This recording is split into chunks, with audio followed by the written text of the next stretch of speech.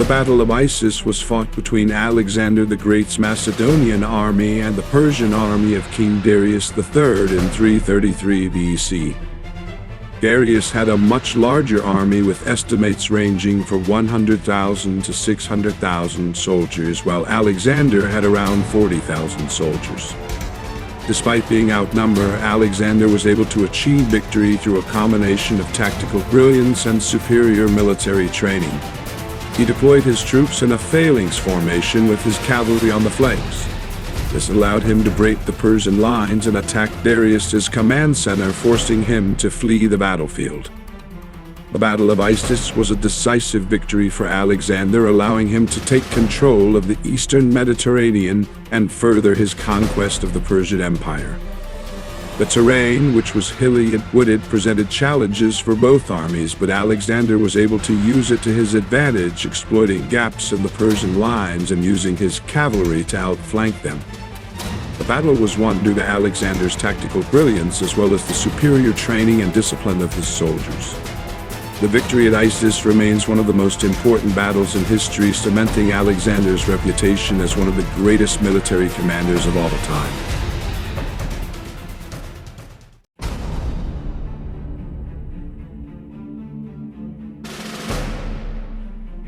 The Battle of Gaugamela was fought between Alexander the Great's Macedonian army and Darius III's Persian army in 331 BC. Darius had a much larger army with estimates ranging from 20,000 to 1 million soldiers, while Alexander had around 47,000 soldiers.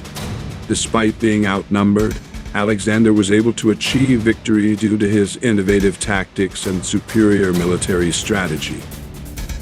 Alexander employed a double-envelope tactic, using his cavalry to attack the Persian flanks, while his infantry held the center. This allowed him to break the Persian lines and surround them. The Persian army was then able to withstand the Macedonian attacks, and Darius was forced to flee the battlefield.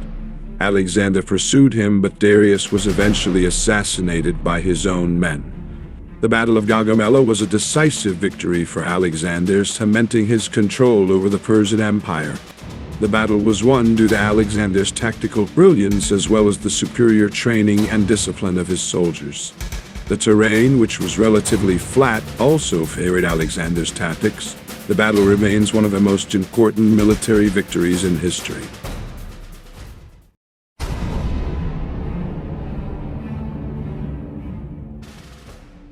The Battle of Kanai was fought in 216 BC between the Roman Republic, led by consuls Lucius Aemilius Paulus and Gallius Terentius Varro, and the Carthaginian Empire led by Hannibal. The Roman army consisted of around 86,000 soldiers, while Hannibal had around 50,000. The two armies met on the plains of Kanai in southern Italy, where Hannibal used a double-envelopment tactic to surround and defeat the Roman army. He placed his weakest troops in the center, luring the Romans to attack, while his strongest troops were hidden on the flanks.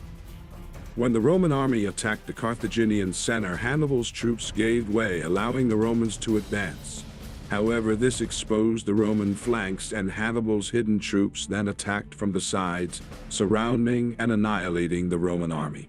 The Battle of Kanai was one of the deadliest battles in history, with estimates of Roman casualties ranging from 50,000 to 70,000 soldiers.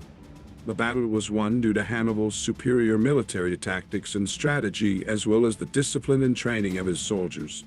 The victory at Kanai was a significant setback for the Roman Republic, but Hannibal was unable to capitalize on his victory, and the war continued for several more years. The battle remains a classic example of a successful double-envelopment tactic, and it continued to be studied by military strategists to this day.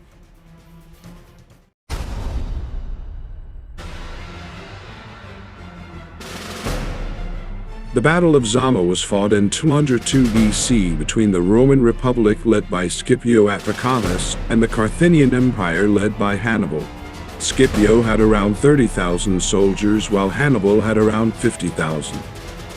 The two armies met on the plains of Zama, where Scipio deployed his troops in a traditional Roman formation with his infantry in the center and cavalry on the wings.